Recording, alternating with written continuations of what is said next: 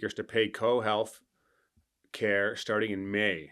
They will have to pay 30% of the cost of services such as dental, optometry, and physiotherapy. Don't we get that now? I don't have that coverage. And the $4 flat rate for each prescription. So I don't know the exact criteria of what it is now, but just that headline, and then I clicked on the article. It was just pretty disturbing how, I guess, it's very much the immigration policy is completely has been broken in Canada. Most people would acknowledge that. Even people that are very left leaning would acknowledge that in the last few years. What's broken about it? Just the amount of people that they brought in. It was unsustainable for the infrastructure that we have. Stupid for the government to say we're bringing this many people in. Yeah, I don't think anybody's opposed to immigration. Pretty much everybody in the country. Okay, but I wasn't sure what you meant by the system. I'm just saying importing too many people, and obviously people that are not necessarily, like, a lot of them were refugees, right? Yeah. Which there again, all of us have supported refugees in varying degrees from varying countries and would agree that's a good thing. I just think that even some good things become good. Yeah, background checks and more, even just the idea of fiscal responsibility. It's like, okay, how are we going to look after these people long term? Yeah, we can just bring in as many as we want, but if the rest of the system's broken and now healthcare as a whole is way worse in Canada and way more money, and we're not, it's not being, there's like Chilliwack's a great example. I've lived here my whole life, and we have the same Chilliwack hospital that we had when there was a third of the people here. Yeah. Well, like at some point, the provincial government that fall under their jurisdiction, they should be like, oh, hey, here's our plan to expand healthcare in Chilliwack, right, and all these other communities. And I thought it was interesting because a couple of months ago, I think now it was, I was at that party a month ago, talking about how it was when the Dutch people immigrated, our forefathers back, well, not yours because you came more recently, but ours back in the 50s, like, you were on your own and your community was looking after you. And they didn't even have anything, or at least that's how it sounds. Like, everybody was poor, but what little they had was pretty cool, right? They were helping each other. Yeah. So I think we've just veered so far from that model of the idea of like, hey, we're just handouts, expectations. Like, people will figure it out. Like, I would assume, especially people from other countries that had nothing, like they've been scrapping their whole life. Like, that's right. You would think that they would come here. Immigrants usually do the best because they learn how to work so hard the first years when they get here. Yeah. So I think creating a model of, that's what was concerning to me. I'm like, are we creating a model of, hey, you just go to this place and it's taken care of? Like when they came from, it just didn't seem that healthy to me. It was concerning. No. So my concern with these types of policies that were so far one way is that very quickly, and that, I sat beside a guy on a plane going to Mexico a few weeks ago, not a Christian fellow, probably talked to him for 2 hours, in the oil and gas business from Alberta, but he was building a house in Kitsilano, like a brand new house. Pretty interesting story. And he was just talking about how his view was of Pierre Poilievre, like very different than me, didn't appreciate him. He was too much of a populist, too much, probably too much Trump-like, I guess, basically is probably how he would say it. Yeah. Which isn't fair because, Pierre Poilievre does not say, he's not near as derogatory. He's pretty polished. He's, he's the stance that he takes, I think, is for there again. I wouldn't agree with every last thing, but I would agree with the bulk of what he says. And he's mostly just about being fiscally conservative. And outside of that, I wouldn't even say he's even that conservative, to be really honest. Yeah. In a lot of ways, right? Socially, I don't think he's conservative hardly at all. That's right. So it was just interesting sitting beside this guy in the plane and how he's viewing it. And I think what happens is, so this guy's right leaning still, like he would still be conservative, right? Just not a fan of Pierre Poilievre. But I think what happens is now we have very divided politics, or at least this is how I view it.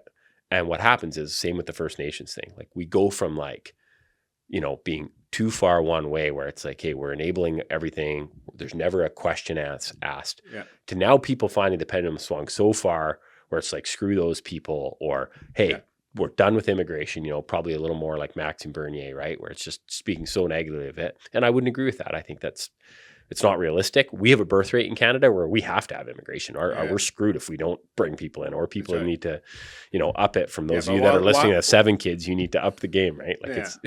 But while the problem's still happening, you don't want to say it's hard to be nuanced in that moment. Okay, fair enough. I guess my real concern is now where it's like, hey, obviously the pendulum's swinging. And I just think so quickly it can turn. You think it's actually swinging?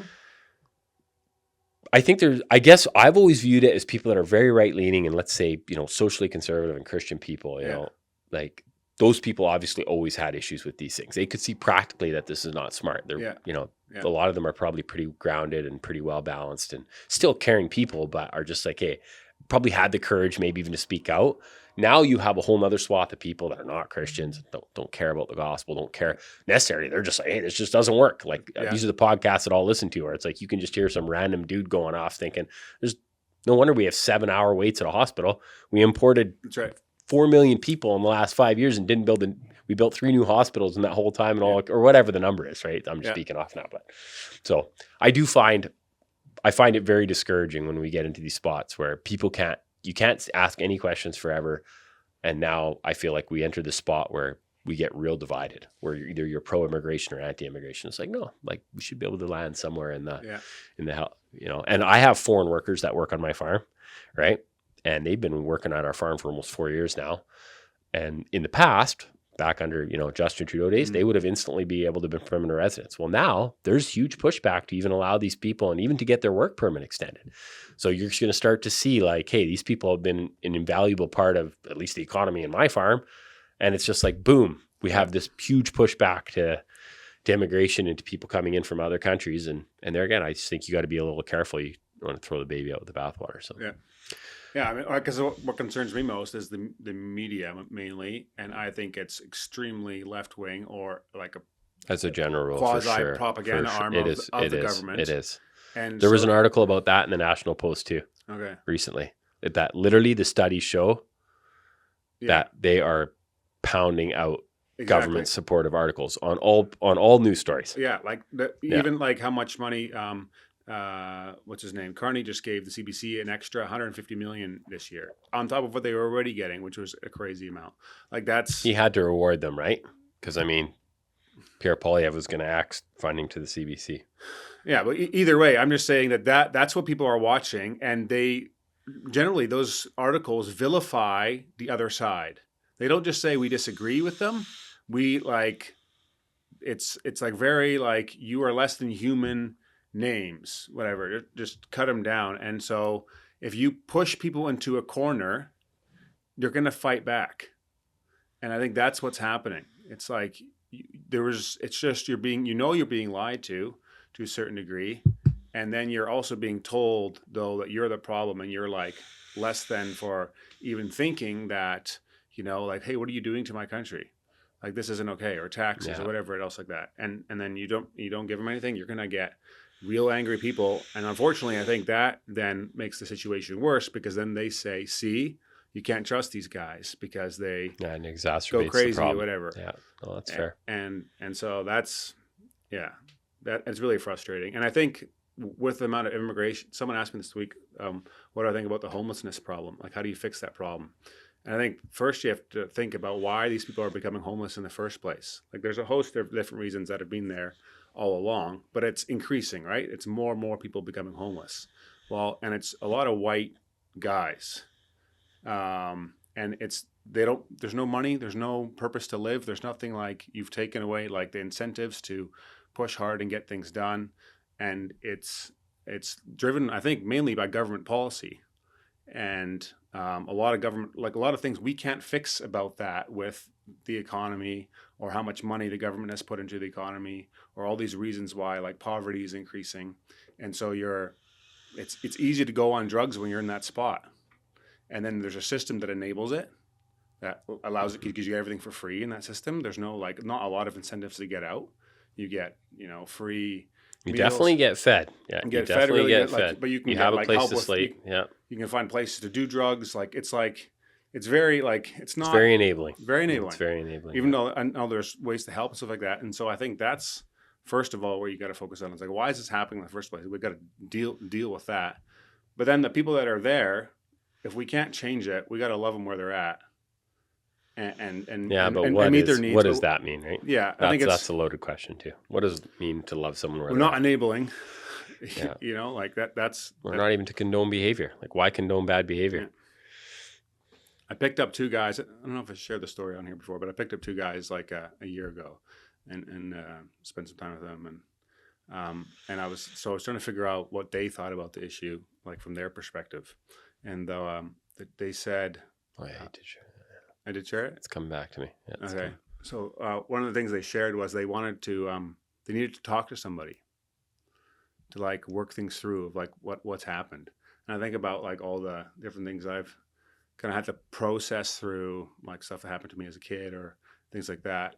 It took talking to somebody, an actual professional, over a long period of time to like Sort what's going sort on of out in the unpack it noggin. and stuff like Yeah. that. It wasn't like trying harder, or it wasn't, it was actual like things like freedom sessions and processing things. These guys don't have an opportunity to do that. They're so alone. So they're getting their daily needs met and stuff like that. But like when you're hurting that bad, it's pretty hard to just stop. But yeah, I think it's being pushed from the government side down. Like I think there's just too much. It's expensive. It's expensive out there to live right now. The government has made it much worse. If you think it's about since 2015 compared to now, it's much more expensive. Ironically, because of all the free money they gave. Yeah. I remember in the middle of we were fostering, right? And all of a sudden, like we're sending the kids back to visits to go see their birth parents, and like the birth parents have new phones and new crap, and of course they've never worked, but it's like, well, all of a sudden now, well, they all applied for them. They were giving out the $2,000 to every person. Well, it's a lot of money when you multiply it by 20 million people or however many people are grabbing this cash, right? Right. And I did a calculation this week. If someone made $300,000 a year here as a wage in BC and then moved to Florida, how much they would save per year making the same wage. And I said to include really good health care. So like that cost, whatever that would be, because you would have to pay for your health you'd care. pay a lot in the US, you'd pay a lot. It was $55,000. Further ahead, That's wild. Like think about that being pumped back into the economy if people were taking that extra stuff home and it wasn't being spent on 40% of the population. Yeah, I mean, the US doesn't charge enough taxes though, right? That's why they run $7 trillion deficits every year right now, right? So their model doesn't work either. Never the solution. Fair enough, but the gap's made up somehow. Unless you're advocating for that now. No, I'm just advocating for a balanced budget. And it's going to be a combination, even in our country, it will be a combination of raising taxes and cutting spending. It's not going to be done on one end of the spectrum anymore with how big the gap is. They need to cut spending so hard. Yeah, good luck. Those are all the people that vote for them. Yeah, anyways. Some mailbag questions. Oh, man. Have not looked at the show notes. Do not know what's coming. I don't either here. Alberta independence, good or bad? Hey guys, if you enjoy that episode and were blessed by it, would you be willing to support the show? That would help a lot in creating more content, improving the quality of the content, putting the production value, getting more guests on, and me being able to spend more time and energy towards it. So if you're interested in doing that, you can click up here and it'll take you to a support page. But you can also subscribe to the podcast by clicking over here and doing that. Thanks again for listening, and I'll catch you on the next one.